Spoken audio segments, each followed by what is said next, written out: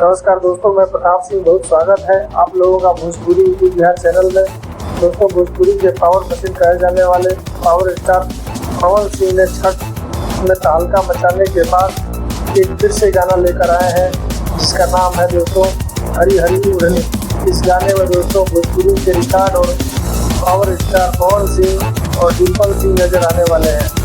इस गाने का 2 दिन पहले ही पोस्टर रिलीज कर दिया गया है, लेकिन गाने का रिलीज डेट अभी नहीं बताया गया है।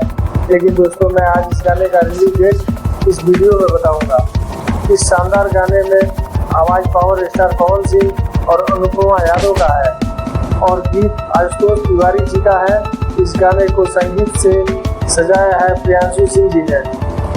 इस गाने को आज शाम में रिलीज कर दिया जाएगा। पावर स्टार पवन सिंह का पावर कायम है। दोस्तों, वीडियो को लाइक करिएगा और चैनल पर नए हैं तो सब्सक्राइब करिएगा। कमेंट बॉक्स में अपनी राय जरूर दीजिएगा। जय हिंद।